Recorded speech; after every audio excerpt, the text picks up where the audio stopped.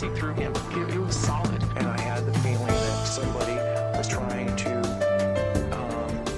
enter my body or make a contact with me in some way. About a foot from my bed was standing a ghost. As much of the mad and macabre as they were to see that day. Became a nightmare. I'm gonna do a walkthrough.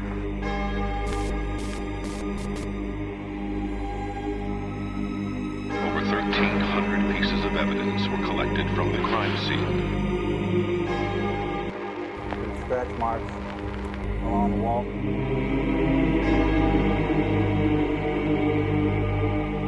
There was no doubt something paranormal was going on. And for that exact reason, I'll continue my research to drive away the darkness.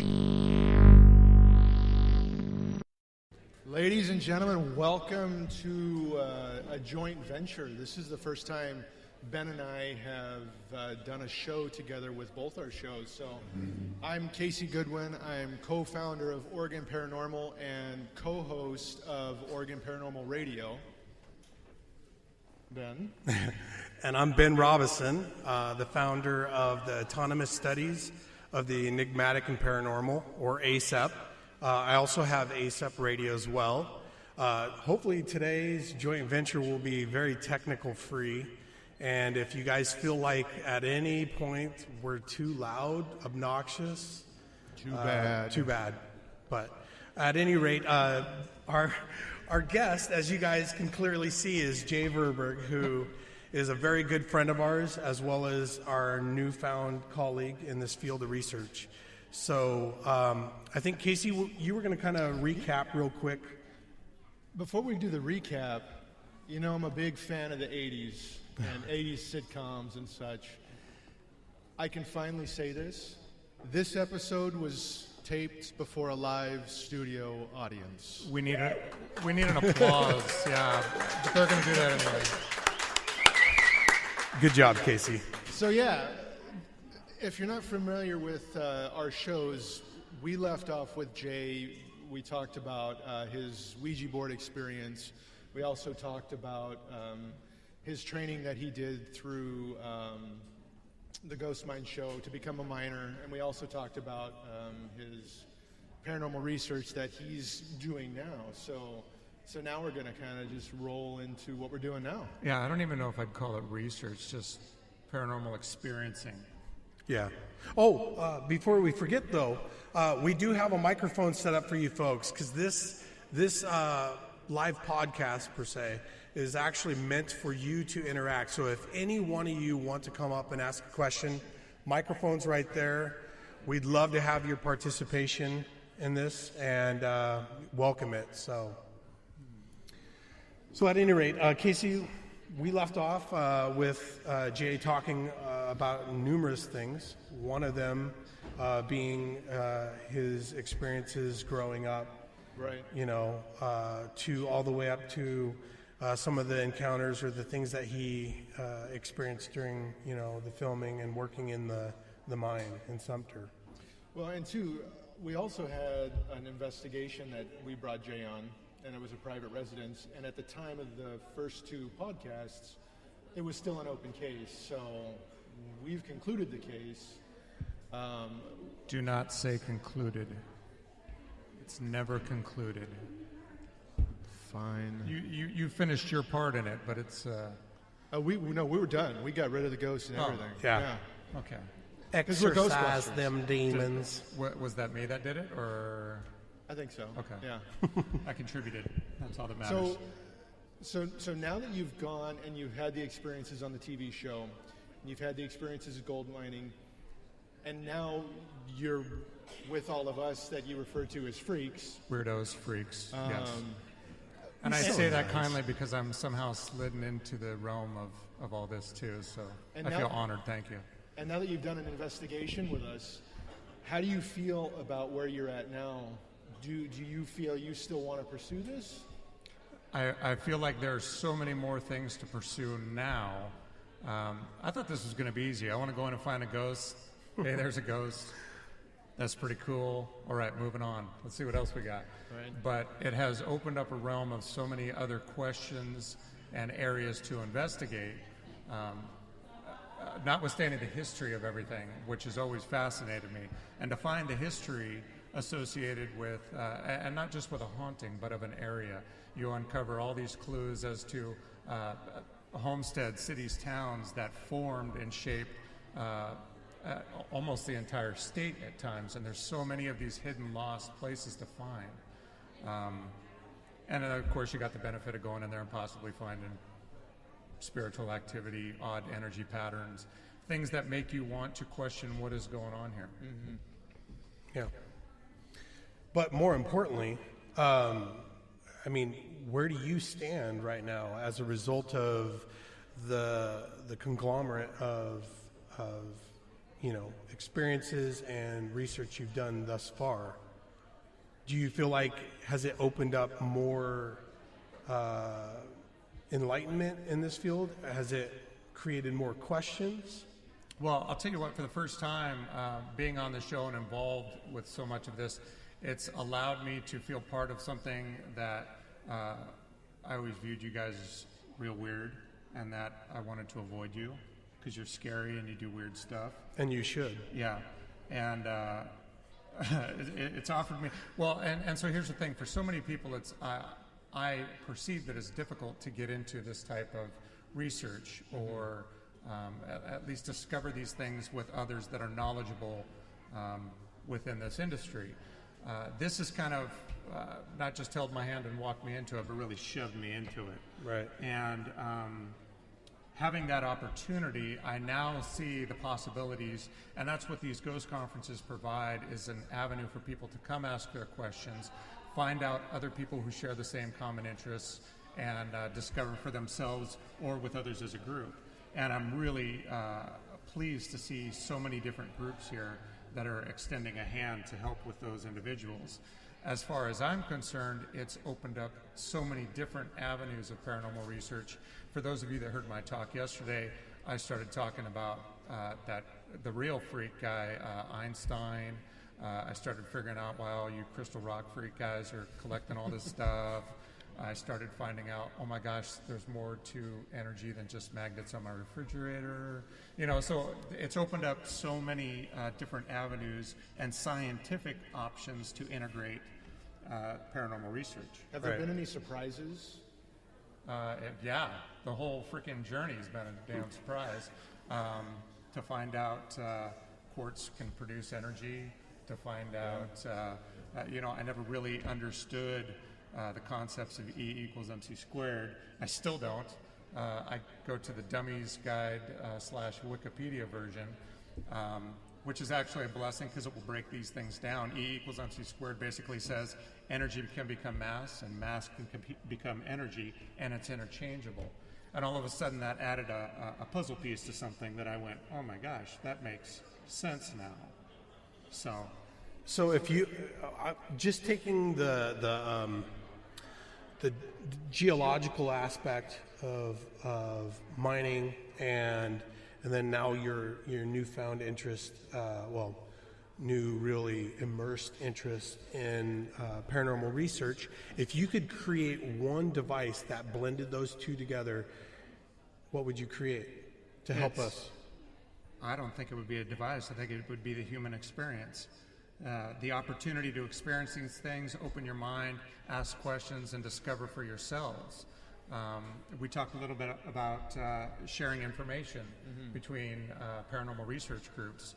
It's so important to share these things and not consider what you perceive as answers, but rather small pieces that contribute to it as a whole. I've learned so many different things just talking with people here that have even made me question the things I was going to talk about yesterday. So I go, oh crap, I just spent how much time putting this all together, and you just changed my perception of how this is going to work. Right. I really honestly thought you were going to say, I'm going to create this device that puts so much pressure on crystals that it pops the energy out, and then you were going to have a box that like captured it. Yeah, I really thought you were going to do something like that. I'm not so sure I want to capture any energy. There's a whole lot going on. Actually, one of the fascinating things, and I've said this on a few interviews, so I'm sorry if it's repeating myself, but one of the things I find fascinating is everyone here uses some sort of tool during an investigation. We use K2s. I use Casey. He's my biggest tool. Yeah. And I find it interesting that we spend so much time, money, and effort to fine-tune the equipment that we're using to investigate. And I truly believe that our greatest tool that we have is ourselves. The problem is the single biggest flawed system we have is ourselves, because we're using perception to decide what it is we've experienced. And we have the ability to alter a situation to mold to a way we want to perceive it. Well, going off of that, let's go back to the residential case that we did. Yes. Using what you experienced at that case, we used trigger objects. And that was freaky. That was freaky. Setting the scene, what we did was we set up a lot of the claims in the house were of a maternal, I guess, entity or force, energy type of entity. So what we did was there was a changing room, and a lot of claims happened in the changing room. So what we did was we set up a baby doll inside the crib, and we outfitted the crib with a seismic detector, a couple EMF gauges. But one of the creepiest things that we did with that trigger object was we had a Bluetooth speaker set up underneath the crib that played a baby crying. Not only did it set the mood, we immediately, when we all left that room, started hearing a voice of a woman almost consoling the baby down from that room. Yeah, and then you wanted me to go up into the room in a dark house with the sounds of a baby crying, expecting an angry mother to be waiting for me in a house that I already thought was haunted. Well, and that's when we sent Ben up there with his beard. I know, thank you, to be a little bit more intimidating. That was so wrong. Yeah, I was not happy about that. And I normally don't have a problem being in the dark, but it's just that when you got this audio recording of a baby in distress, upset, I'm a father, so my paternal instincts come out, and then it was just downright creepy. I felt like something was standing over me like, you're doing this all wrong, buddy. And the question is, was that something really happening, or was it something that our brains was telling us? I can't help but think I psyched myself out a bit. Absolutely. And especially when you guys threatened all sorts of pranks on me and... Can't That's trust the best these part guys. of investigating is the pranks you think of during the investigation. Right. I know it'll flaw the whole damn system, but I can't wait to do something. You'll But the have problem your was, and chance. that's what's fascinating, is to find what our own perception and what our minds will do in a situation like that.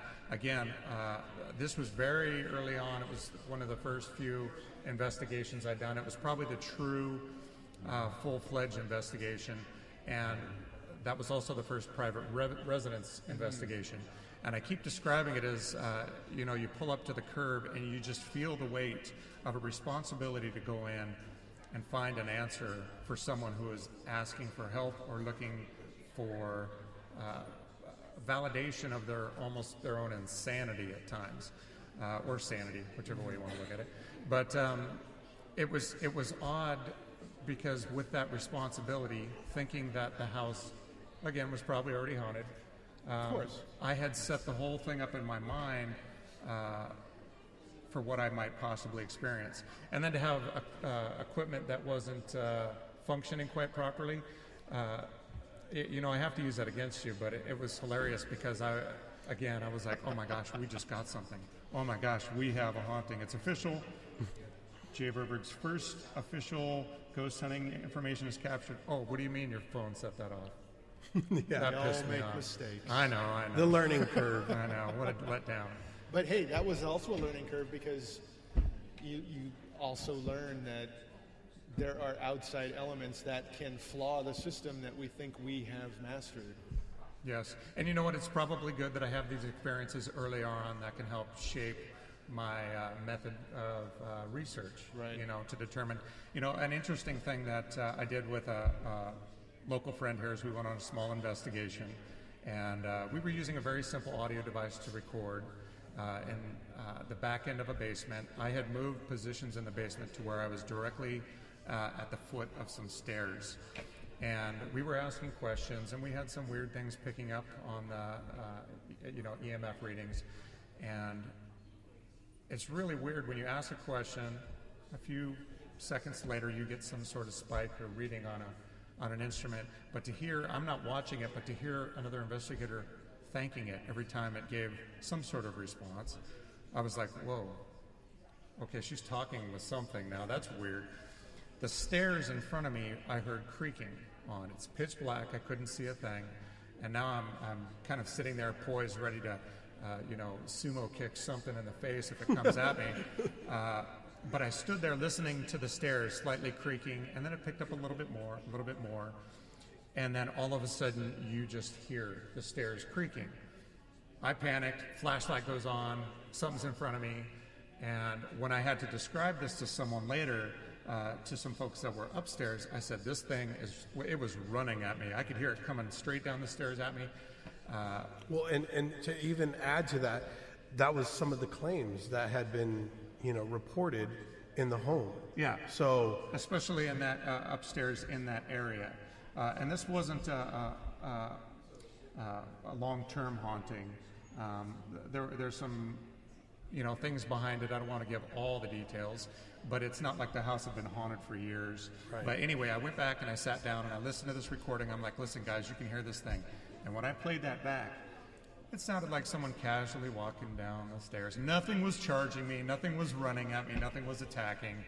But it proved to me how much your own human perception in a moment of fear and unknown will completely distort what's work going on against around you. Yeah.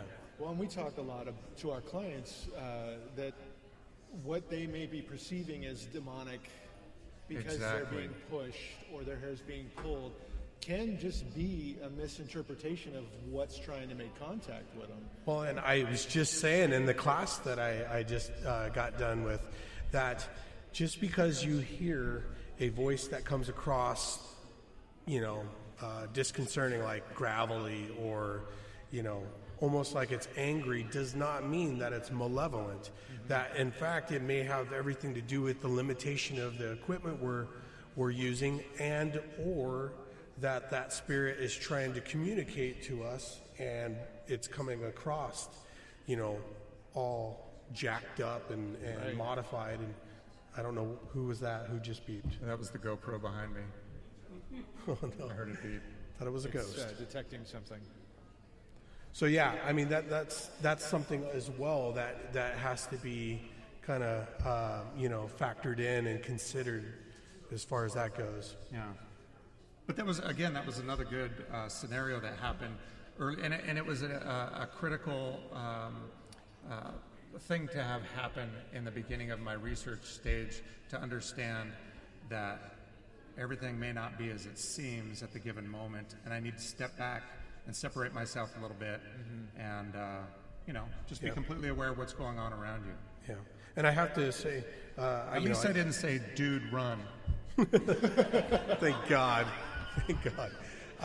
But to credit you, though, you did a fantastic job. Your role in that particular case was kind of to be a guest and to kind of learn the ropes. And I feel like you kind of hit the ground running. And that may be attributed to just your personality and your work ethic. When you get into things, you fully immerse yourself into it. And so in this case, you came in, you had never done anything like this, and I felt like you did a really, really good job. Oh, thank you. Yeah, and a lot of people have a hard time, figuring this out. But you just kind of picked it up and ran with it. I mean, would you agree, Casey? Yeah, and it was also nice, too, that you came in completely blind to all the research we had already been doing and all the interviewing.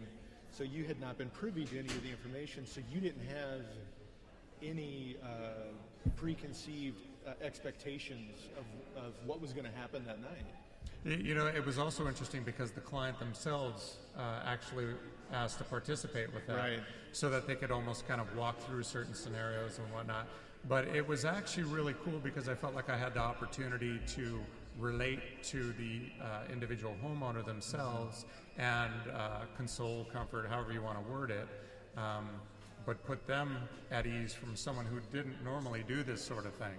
Right. You know, maybe I was naive to the situation, but that was a cool opportunity, and I thank you guys for that. Yeah, definitely. And it was good for them because being part of the process, I think, gave them a little bit more empowerment of what was going on in the home. It gave them a little bit more of an understanding that they shouldn't be fearful of what was going on, which is, you know, one of the big things that we do with clients, you know. Yeah. So it's about halfway through. We're sitting about 21 minutes. Should we open it up for any audience questions? Yeah, I'd say at this point, you know, if you folks would like to come up, ask some questions. This is we'd a love to radio have show, that. so if you don't ask questions, it's going to be really lame. Don't Super make us lame. uncomfortable. So Has you can anybody even- got any questions would like to come up? I knew it. And this is where it goes super lame. Oh, right come on up. now. Sweet. Oh, no, I've spoken with this gentleman a little bit. It's MUFON, is that correct? Yes. Now, there's some weird people. Sorry to haunt you again, guys. Hey. I just wanted to touch on the aspect of setting up the database for investigations. And as MUFON does, of course, there is a good system for documenting those investigations and keeping on the record. I know you guys' intentions are to do the same thing, and I've been thinking about the nature of the investigations. We're dealing with spirits or some kind of energy, and I know that there's a strong awareness of the need to respect the spirits, as well as not encouraging them to interfere with your life. So I'm debating on whether going forward with a database which could possibly encourage a very large database of repeated investigations in the same place might actually create a situation in this industry where you have too many visitations to a site to basically interfere with these spirits or energy. So I kind of wanted you to address that in terms of how you feel about it going forward with your work, if you think it's something we could get on top of. Yeah, that's actually, I feel, a very important topic to discuss. And Thank you.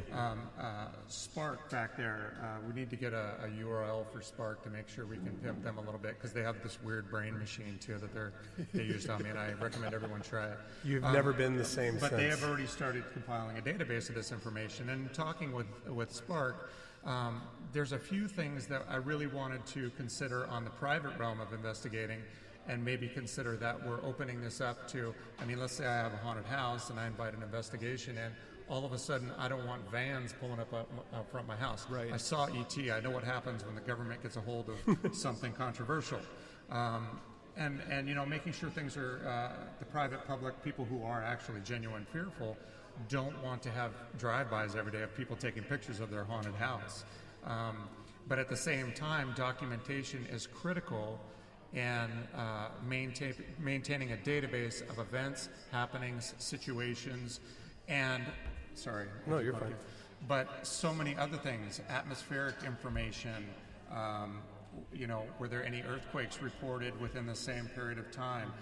The MUFON folks have a great database in the sense that if I say, hey, I witnessed something happening on this date, they can reference everything from, you know, weather information, all sorts of different databases that can tie in to possibly relate, not to disprove, but also to help support if it's truly something we don't know what's going on.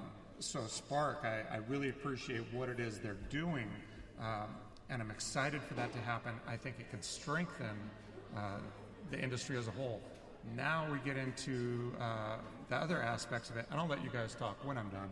No, that's fine. Yeah, I'm going to just keep You're the talking. guest. But one of the things, especially working with some of the experiments with Michael White, with you, with William Becker, we have to look into the possibility that the more energy we bring into an environment during an investigation, through thought process, through intention, are we increasing the possibility, are we possibly even manifesting our own ideas into an environment? Or could we also be dampening and drawing away from that energy? That I don't know if we'll ever know. And I think it's really important to make sure, on top of, we talk about cleansing ourselves after an investigation, making sure nothing comes home with us. I think it's we should probably consider doing things like that. Pre-investigation, during an investigation, post-investigation, to make sure not only are we not bringing something back with us, but we're not also leaving something. Well, that's where grounding and centering and things like that come into play. So, and taking classes like William Becker, Finding Your Psychic Voice, and all that. Those are great resources for you to learn how to do that. To keep from those hitchhikers or entities trying to interfere, attach themselves. Yeah. Come home. And with paranormal research, we're bringing in all of our different senses during an investigation. So we're dealing with auditory, we're dealing with visual, we're dealing with touch sensory and things like that. I haven't done too many, UFO type research or anything like that. But I feel like you're very limited on sightings and information you can provide. As well, it seems to very much separate itself from any one individual location. So it's easy to say I can see something from a specific location, document it, add all the information, create a very descriptive database. But I feel like there's so many areas when documenting an investigation that could infringe on someone's privacy, increase someone's fear of the unknown, of people. And then, of course, you lead into people breaking into areas and possibly burning down your house because they got no response. Right. And that goes to the confidentiality that we all practice up here on the stage and all the teams out there. The data that we share, even on my website, it's all up to the client. So the client, no matter what, is the final say on everything. Yeah. So even if the piece of evidence that we post, if there is anything after the data analysis, even if it's just an EVP that has absolutely nothing that says where the location is, if that client says, hey, I don't want that getting out, then it doesn't get out. Yeah. And that's something we've always practiced. And at the same time, if the client decides, post-investigation, you know what, I do not want this listed anymore, they should have the option to remove that. And I talked again, I swear I don't work for Spark, I just like their brain tool.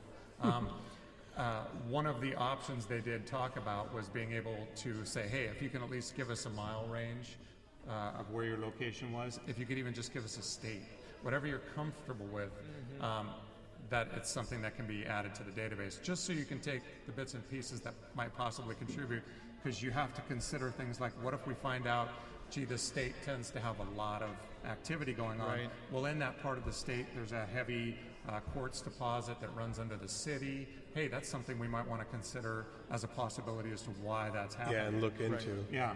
So I think it's very important that we keep a close eye on what they've already developed. And this is the opportunity for paranormal groups to contribute and develop a system that benefits the community as a whole. Yeah.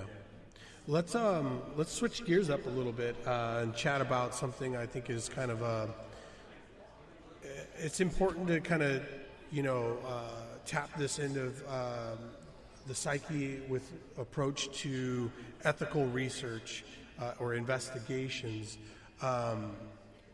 What are your thoughts on provocation, and what do you think provocation actually is with regard to what we do? I don't even know what provocation means. Take a stab in the dark. Well, I'm assuming you're talking about provoking and the practices you do to interact. Yeah, so traditionally a lot of people refer to provocation as like something Zach Baggins does, right? Or is known for doing in the past especially. So what are your thoughts about how and when or if? And you know what's interesting, you do have to remember it's very easy to jump on Zach because we see him with his techniques, but you know what? That's why his show's still running, because everybody keeps watching, which means somebody must like it, so let's keep showing it. So he's probably got a series of techniques that he uses during an investigation. Just like Ghost Mine, you have to consider you guys have captured a small portion of our life in 12 hours of television that happened over the course of almost 3 months. So bits and pieces can be taken, but there are times when I do watch, and not only Zach Baggins, but many other investigators who can get pretty stern and forceful with whatever it is we're investigating. I believe there very much is a time and place. I think it's important to go in and consider the fact that we're basically knocking on their door. We're asking them for information, so the last thing we want to do is demand information from them. And yeah, if you're going to demand information, you better consider you're going to get a pretty angry response. But you've tainted the situation and possible response you've gotten on that, because if you're going in demanding, it's going to be, pretty blunt as it comes back to you. Right. It may not want to reveal questions it may have. It may not want to offer assistance in your research. So I think it's very important, no matter what you're investigating, whether you believe it to be evil, whether you believe it to be just a past loved one, to go in, honor, respect, and thank whatever it is you're investigating. Now, there are times when I've wanted to get forceful, but I almost, and again, this is just me, but I would do it in a kind of a questioning aspect of, gosh, do you even have any idea that you're scaring this person? Why would anybody want to just scare another person?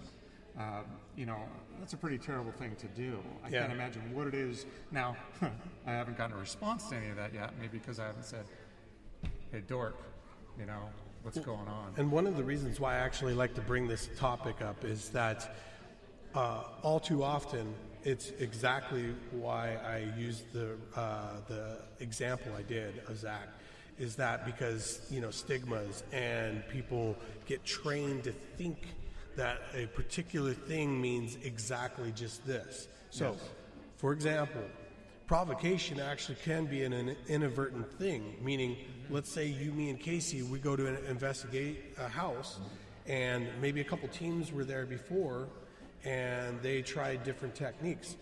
We come in and we decide we're not going to do what or most people default to of provoking, meaning like, get out of here, stop doing that, or whatever, right? We come in there, we decide we want to be nice as pie. However, it's already pissed. No. Oh. It's an old hermit. It's an old, grouchy old man that lived there in that house at one point in time. He hated it when Avon showed up at his house to try to sell him something, or if the local church wanted to say something to him. He did not like people. He was an antisocial individual. Now he's dead. Now he's in that home. Now we're here. No matter how nice we are, he's pissed. He doesn't like it. He's like, get out. So the reason why I like to bring this up is all too often people think and default to the fact that provocation is actually being forceful and being mean, when in fact you can still be provoking and not even know you're doing it. Exactly. And then the reason why most people get so defensive about it is they're like, well, if you go in there being mean and forceful, you're leaving the client in the wake of that spirit. But if you're still nice as pie and you have Herman the Hermit and he's ticked that you were in there just talking to him at all, they're still left in the wake. I was just going to say, you have to think about the ramifications of how you're interacting with whatever it is you might possibly be communicating with. Right. So yeah, you might go in pissed off and angry and forceful, but yeah, you get to go home at night. Yeah. And the people that live there are the ones staying behind that now have to deal with what you just pissed off. It's bad enough that we're leaving them in the wake of a respectful investigation, because activity is heightened at the end of an investigation, but to leave them in the wake of an aggressive investigation is just wrong. And that's where I tend to, this is me again personally, but I always tend to, you know what, even if I feel I'm being a little, I don't want to say forceful, but I'm being a little abrasive in my questioning, I still take the time, whether it's by myself or with others, to just say, talk to it like a person. Yeah, I would like to think they're understanding. I'm probably going to run into something in the future with the way I've been going that I'm going to encounter something that isn't going to like me from the get-go. But talk to it like a person and just say, hey, you know what, I'm really sorry. I had to be a little forceful, but we're really looking for answers to try and help somebody out. I hope you can understand that, and I really appreciate the fact that you put up with us. Yeah. So I'm sorry if I pissed you off, but I'm still leaving. See ya. Right, and I think that's an important thing to always keep in mind. But that's why one thing we have to be cognitively aware of is it's best effort. Right. You know, our intention, if you're going in there and you're dealing with a bully spirit, and you choose as a group to say, we're going to stand as a number on behalf of our client, you know, it can be argued that you're provoking, but yet you're standing up. Why wouldn't you do that for the living, right? Mm-hmm. So why wouldn't you do it, you know, in this respect? And at the same time, it can be, you know, argued that you're being nice and you don't know how it's receiving your friendliness or, you know, your good intention. It still is agitated by that. And I think we've even known people like this in our life. So, you know, that we've interacted with. There's no way you can do right. And that's why we have to do a best effort in this. I agree. Yeah. So, moving away from ghosts for a second, what have you been up to aside from that? I heard a little thing about scooping up dead things. Oh, yeah, that's always great. So, I still have a passion for my history that I try and incorporate in with the ghosts, and I will travel from town to town, and it's actually fascinating as this has all evolved. Before I would go into cemeteries and I go, wow, dead people are here. Now I go into cemeteries and I go, do you think there's dead people here? Do you think they want to talk to us? But it's really fascinating to see the history of these cemeteries. For the first time I realized, first of all, the amount of children that have passed away in some of our founding cemeteries is staggering. And it's weird because some families, you can trace the whole lineage and children are dying year after year after year, and you can follow the whole family. Right. But all of a sudden, you know, you start recognizing that cemeteries and headstones of the past would actually put where they immigrated from. Mm-hmm. So you can see a very common path coming from Missouri or Ohio, which would, for the most part, be the Oregon Trail that was coming out to Oregon. From there, it headed on south down through California, and you find Germany, you find Ireland, you find all these different places where people have immigrated, coming to America in hopes of finding a better future. Mm-hmm. A lot of it gold mining. Mm-hmm. So I just got done with a little mini vacation that was a very hectic one, where a good friend makes jewelry from bones. And I never recognized how many bones you actually run across in life, but I start picking up bones left and right, and now I have this little bottle of antibacterial stuff for my hands, because we came home with a box of bones, and I thought, man, if a cop pulls me over and searches my car, he's going to have some serious questions as to what I'm doing with a bunch of bones. Yeah, they don't ask you, are you transporting bones? Usually it's just fruit. Yeah.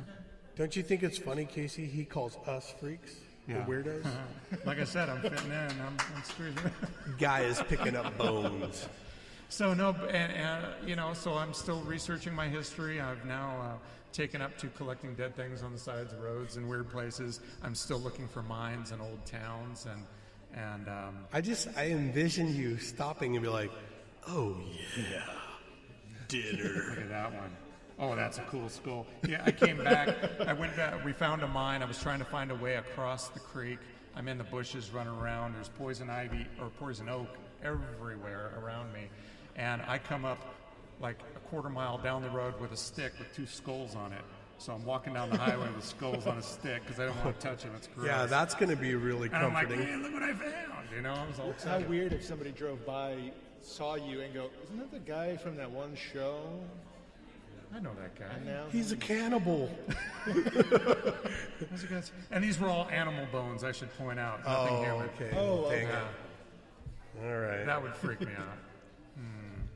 So, do you think we should try to see if we got any questions? At Yeah, this I was point? just going to say, let's Were throw you? it back to the audience. Is that what you were I gonna was, do? yeah, absolutely. He's such a liar. Uh-oh, we got a question back All right, there. come on up. Come on up, because I want to hear this. And he needs to pimp himself a little bit, too. I agree. Watch out for the skinny guy up there.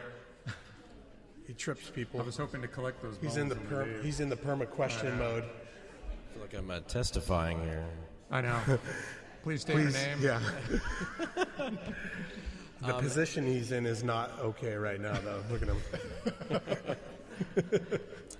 Having one of the rare experiences of being on both ends of paranormal with having been in filming and production, being present during all that, and on the opposite end of really looking at what research and investigation is there some kind of common ground that people can grab a hold of between the two? Something that will say, what the differences are, and people aren't confused about, paratainment and what the actual field is. I know a lot of it is really getting out there and doing it, but is there something some meat that someone can grab a hold on to, speaking for someone that has been and seen done both? It's interesting, and don't go too far. Have a seat right there, because I'm going to ask you to get up and give your name and some information when I'm done. As far as a common tie, one of the difficulties I have is people oftentimes will ask me to reflect back and give my thoughts on experiences in the mine, in the town, at the bed and breakfast. And one of the things we have the ability to do is rationalize with ourselves over a period of time. Walking away with that with little to no experience with investigating, and especially in an environment where I had no desire to. I didn't want any ghosts to be there because I had to get a job done and I had a crew to maintain safety for myself and for them. We all had that responsibility. So in the current situations of mining in a haunted mine and dealing with things like that, you find yourselves constantly having an internal battle of, oh my gosh, I just experienced something. And then literally 5 minutes later going, I did not experience something. I have to go back to work or they're going to get mad at me. Then you put a distance of time of 4 or 6 months between you and those experiences, and you really try and rationalize, just like you do now investigating. You look back on all your past experiences and things that actually might have truly formed your desire to be a paranormal investigator in the first place, and you question those things. Which I think that's essential, though. I think you should always be putting yourself in check and often questioning. Right? It is. What I find interesting now, and what I wish I had the possibility to do, was to offer some suggestions at the time we were on the show of investigation, or even contribute to the possibility of historical research and finding out what was possibly going on. Now, the only thing I could take away from that, really, with doing the show was really the study of quartz in my talk yesterday, and I talked about, I always forget it, dang it, piezo property of quartz. And piezo? Yeah, see, someone else said piezo, but I've heard it pronounced a couple different ways. There is no E before O. I don't think this is one of those ones that breaks the rules. Yeah.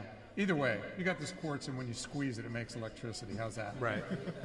Or not electricity, but energy, an outward energy. So these are the things that I could now take information that from my experiences and try and apply them to, and go back and think about it. That's what led to me at least wanting to research a little bit the possibility of mass and energy and what that means. Where do we go when we die?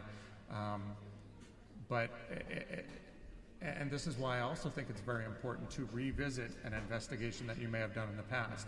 It's not always easy to do, but if you have that possibility, you have that amount of time to rationalize, think, refine, and develop possibly even a custom set of tools that are particular to one individual investigation. I'm never going to probably go to another investigation where I want to sit down and look at what's buried in the ground beneath a house as far as, the rock structure of where the house sits. But that would be, specific to the mind. But, it's interesting. And you take something away from each investigation that makes you want to refine and develop better tools, better skill sets, and find new knowledge. That is truly what Ghost Mind gave me as far as paranormal research. Now, the funny thing is if there ever were to be a season 3 and I were to go back to mining, I would probably bug the crap out of Kristen and Patrick by going, you know what, guys, have you ever thought about trying this? And, everyone's You're going to get the eye roll. I know. But maybe that means I'll get hooked up with Kristen as a partner for a while. She'd be fun to work with. That sounds really creepy that I just said that, but no. Especially with that eye. No comment. You just gave me. What I'm referring to was her, with Kristen, what she studies so much is the human mind aspect of research, and her working so much with hypnosis and how that affects the human, and being able to alter characteristics that you have deemed yourself to be negative for so long and change those for yourself. Having the spiritual ghostly experiences on the human mind, the things that you can change and alter just in your own perception. So that'd be fun. But Did you have a question finally for him? Oh, yes, I'm sorry. So here's what I'd like you to do. I'd like you to get up in front of that microphone, state your name, and explain to us a little bit about Spark. Explain to the paranormal community what Spark does. Okay. This is your pressure's radio show. on. Yeah. You're on the spot. Okay. My name is Cameron Ellis. I'm one member from Spark, the Society for Paraanalytics Research and Collaboration. And what our mission is we actually build tools and projects and programs, software and hardware, where teams can collaborate together. We saw that there's so many people doing investigations already. There's so many boots on the ground, collecting data, doing investigations that, we weren't going to be just another team doing that. But we saw such a void in teams actually collaborating together and breaking down some of that distrust and the fractured aspect we have in in paranormal investigation. So we decided to build tools and programs that teams would want to collaborate together and give them a reason, as opposed to fostering more distrust and reasons to just remain in their isolated little cells of investigation, not sharing their data, not collaborating with other teams, and the exchange of ideas that should be happening like every other science that's out there. So we created things like our database, where we're not looking for pictures, we're not looking for audio. You guys keep your video at home. We're not interested in any of that. What we're actually looking for is the atmospheric and conditional data that was present at the time of the paranormal event. So we want to know the date, time, temperature, geomagnetic field, what the weather conditions were, inside, outside, solar flare and lunar activity. Basically, what made that event, what was conducive to that event happening. We want that snapshot. And we already have about 15 or so teams nationally that are putting this information into our database, and we're looking at the trends and patterns of what causes paranormal activity. What are the conditions that allow it to happen? So that's one of the tools that we've created. We also create different software and techniques for investigation that will help people out in the field. Like the creepy brain thing. The brain scramble thing. That we took care of the last few brain cells that Jay has here. We took care of those. Thank you. You did a big service, actually. Between all the radon gas and everything else you experienced down there, we took those last few brain cells away, so you're welcome. And you know what, I do want to make sure, do you have a website where people can at least research a little bit about this database information and how they might possibly be able to contribute to it? Sure, of course. And all of our initiatives and and programs, it's all free. It's about team collaboration and giving teams a reason to work together. Our website is www.spark with a C, so SPARC-Oregon. But we have satellite teams around the nation. We have some in South Carolina as well as Pennsylvania, and we're trying to create a network of people that are working together, whether under Spark's name or anybody else who wants to jump on in. Anybody who feels that the collaboration aspect is missing from this field, and to really break down those walls of distrust and data hoarding that plagues our science. I think that's huge. Make sure he gets I'm really grateful that you're around doing this too. So, thank you. Thank you for giving us that information and your question as well. Sure. No, thank you very much, guys, for giving me the podium to speak. So you can charge him for that. Yeah. Hey, you That'd guys, be a good deal. what are you doing over there? Nothing. We're just talking. Oh boy! Thank you so much. Thanks, Cam. Thank you. And thank you for developing a tool that is so beneficial. And hopefully that ties in with the gentleman associated with MUFON and how we might be able to develop these things for the paranormal industry as well. How are we looking at time right now? We're less than about 10 minutes from wrapping up. So I want to take this moment to thank William and Rocky for putting on the Oregon Ghost Conference. Yeah, let's give them a round of applause. Thanks very much, guys, for all your hard work. Thank you for allowing us to do the show live for the first time ever. Yeah, and thank you for paying me personally all of the money that both of you guys are making from this. Daddy needs a new car. Is there anybody else out there who has a question they would like to ask Jay? Yeah, you're going to lose your opportunity. This is the last time. No one's ever going to see him again. I'd also like to thank some of the people that have, attended here, like Neil McNeil, Michael White, Whisper, Sparks, Sops, Pops, ASEP. What? ASEP. Oregon Paranormal, SSPR. Thank you, Patty. MUFON. White Light. IPRG? Yes. I can't all these acronyms. That's no wonder I can never keep this straight. Salem, Oregon Paranormal Society. NOPI. So, and you know what? I PGI. have to, PGI, yes. The state of Oregon. IPRG. The world. And I do have to apologize Jeff again Davis. to all the people who are selling such beautiful rocks and quartz. I did not mean to discredit you by saying I can get quartz anywhere in the world.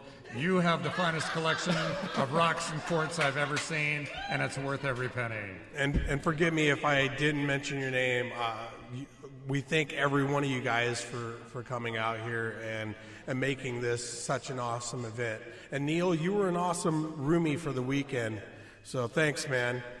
He was great. We had great convo like in the middle of the night while you guys were all partying. And do you guys have any idea how much you've distorted my mind just by being here this weekend and talking with you all? Yeah, I really don't care. Yes, you have been successful at twisting my mind even further, and I have all sorts of new possibilities to think about. Now I'm really going to, by next year, who knows what I'm going to be talking about. I might have gotten completely off the deep end by next year. You guys are all going to feel sorry then. If you shave off the mustache, I'll disown you. Yeah, I can't keep that. I have to keep the mustache. I'm still That's all trying I to got wonder, going for me right now. Are there teeth in there? There is. There's an upper lip in there somewhere. Chompers. All right, so we got anything else? Well, real quick, does anybody else have any last-minute questions? Okay, thanks. No, really. Was there any other questions anybody had? No? All right. Well, thank you, guys. I totally appreciate it. Yes. Yeah. Thanks for sitting, and we'll see you guys next year. Have a good one.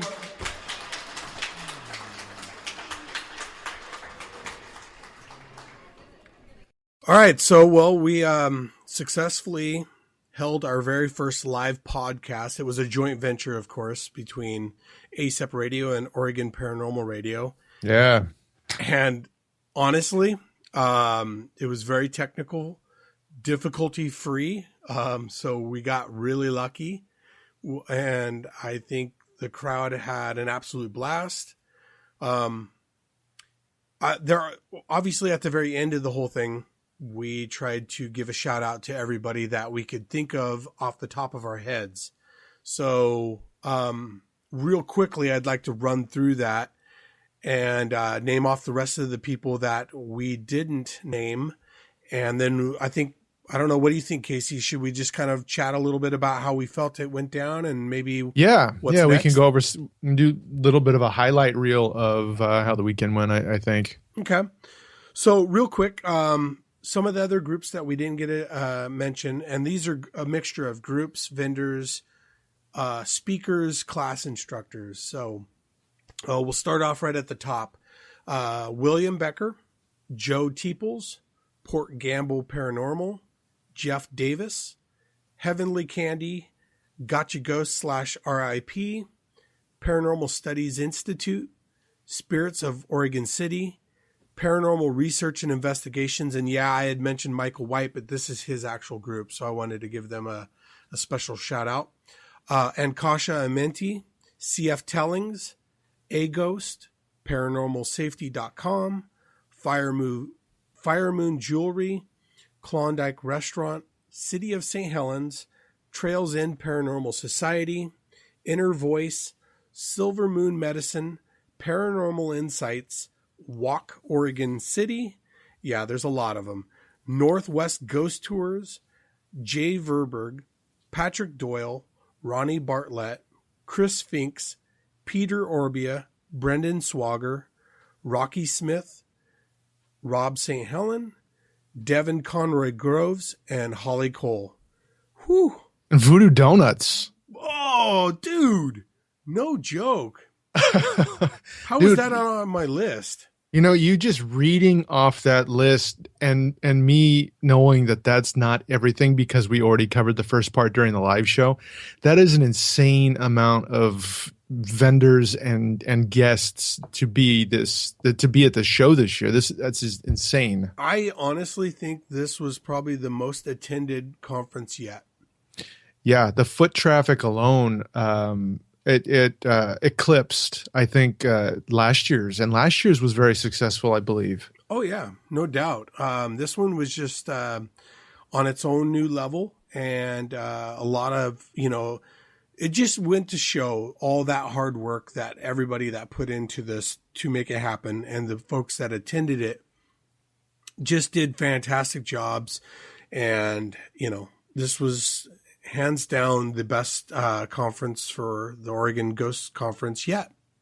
I think it also shows you the power of social media, and I know they kind of touched on it during the closing speech. But yeah, you have Kristen running the Facebook page, and essentially every person or team that was involved.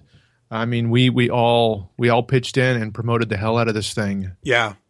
Well, I felt like Kristen, especially, like she kind of was like our news reporter of the OGC. She kept, updates going. She threw out, new tidbits of information and nude. Did you say nude tidbits?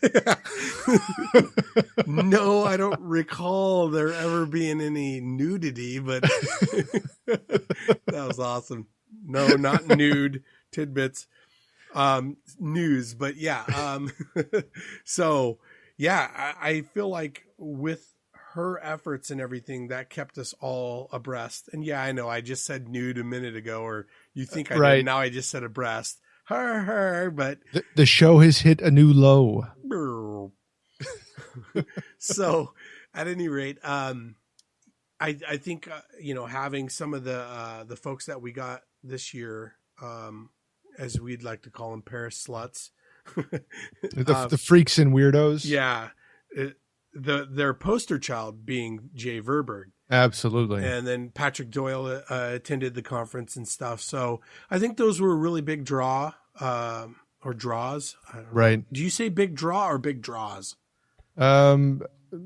Yeah, you I don't know. like to say foot traffic. It sounds more technical. And it just avoided the whole complication. Okay, well, at any rate, dude, this was such a blast to do. Yeah, I agree. Not only did we do a live podcast on that stage, but I think you and I had more cameras on us than we've ever had on us ever, whether it was the people in the audience from the GoPros to the HD, filming going on. And well, and clearly they were there for us. They weren't there for Jay and Patrick at all. who's Jay and Patrick? Who are they? Exactly. Yeah, exactly. Clearly they saw that, we were going to be there and we were going to be on panels and teaching classes. Well, I think most people wanted to witness this sexy beard in action. So. Right. And I'm kind of a big deal in Malala. not going to lie. Big deal in Malala. Yeah, I'm kind of a big deal in my apartment, but whatever. So, at any rate, I loved it. It was so much fun. I'm hoping we can do something like this again in the future.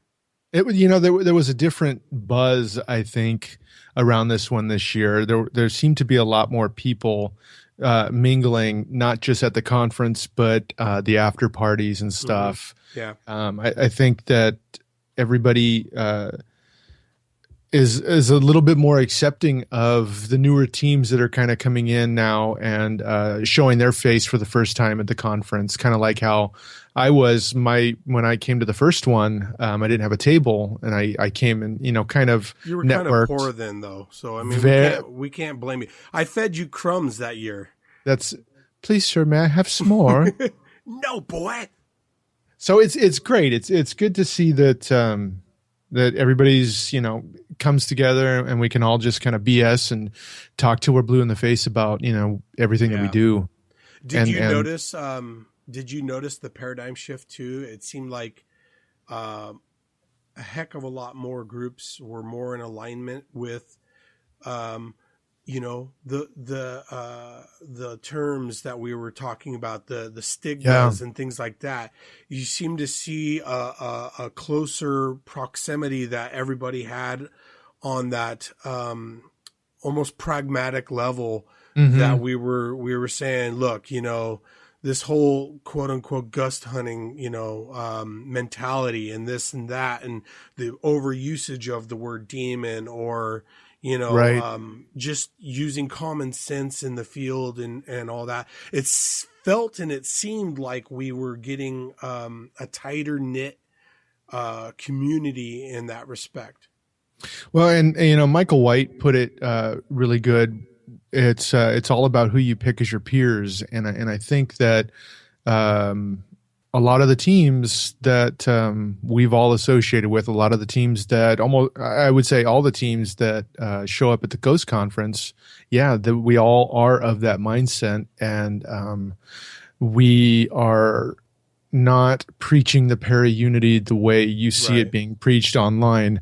It's kind of a no BS approach, and I think it's really healthy. Yeah. Yeah, I would definitely agree. I think, I think people are getting to that point where it's starting to fade out this fad, I don't get me wrong. Obviously, I think that there's a ways to go still, but I think that with a lot of the shows that have fallen off on, major networks, and so on and so forth, I think the field overall with this, new era of groups out there, I think that they're going through that change and they're maturing and they're saying, yeah, I get it, because I think we've all started off in that area, but we've all progressed and saw the reality of it. And those who want to stay in that mentality, go for it, but stop screwing things up for the rest of us, And I don't think the rest of us are going to tolerate them doing that either. So no, I'm in complete concurrence. If that's I don't know. I'd have to ask my girlfriend if that's a valid English word that you just used, but if it's not, I'm going to coin it now. I'm pretty sure you just spoke Guatemalaharian. I've been known to. Yeah. Yeah. That's an official language somewhere. Somewhere. All right. So I don't know. What, you have any closing comments, Casey? Yeah, we've got. Thank you very much. You know, I just tried cutting you off, and you totally were blatantly ignoring me. You cut me off while I was in mid thought, so you kind of ruined the thought. And now I'm looking at the computer screen and completely lost my train of thought. Now, what I was going to say is, it was a nice opportunity for both of us to combine both podcasts, because as everybody knows, you're the co-host on Oregon Paranormal Radio, and you fly solo on ASEP Radio. So it's kind of nice to, you know, join forces and have podcast unity. Yeah. We need more podcast unity. We will bring about some change in the podcast community. That was fun. That was really fun. I was actually wondering how, you know, when you and I sat down, how we were going to, you know, put out our you know, intros, right, mix them together. Right. And it was kind of fun because it sounded so good over that sound system. So good in the matter of 20 minutes it took for us to scramble to get it done. That's what kind of bosses we are, man. We make isht happen, dude. I concur again. complete concurrence. Yeah, there we go. That's the word. Guatemalaharian. Yeah, no, we have a lot of stuff coming up in the next few months. There's going to be a lot of new content. We're going to get, a whole bunch more guests, some new topics that might not necessarily touch on, you know, ghosts and stuff, at least on the Oregon Paranormal Radio side. I say we do a paranormal in the nude radio broadcast. You know, it's funny. Becky said to me tonight before we got on, she wanted to make sure that that you recorded this segment clothed. She may be a little jealous. Yeah, man. What the hell? She's hating. Don't hate. But we've got that big experiment that I don't want to give away too much of that plan. But you know, Michael and you and I and Jay talked in great length about it. That man's always got something awesome cooking. So I'm excited to work with him on that, and you know, our project. And you mentioned William, right? Is he involved? Yeah. I don't know if we talked to William about the project that we're currently working on, but I know that he was involved in a little talk back that we were doing today. Oh, okay. Yeah. See, I'm already crossing streams here. But I think stream crossing sometimes is a good thing, because I think William is an asset for both of these projects. So we do, I think, need to possibly approach him about this. I really thought you were going to say that stream crossing was really good, and I was going to say, yeah, especially when you're both peeing on the same electrified, line. That way you can share the shock. Yeah. Share the shock. Share the shock. I'm in concurrence. Now, did you mean currents? Like currents and voltage, or? Zing. That was lame. All right. So before I say any more stupid stuff, I guess let's just call it good on this. And I mean, again, thank you so much for working with me on this. Yeah. Yeah, absolutely. And, I really appreciate it. This was fun. Yeah, definitely. Let's not do it again. Never, ever. Well, this has Ben Robison of ASEP Radio and Oregon Paranormal Radio. And this is Casey Goodwin signing out. And this was not recorded in front of a live studio audience. That was lame.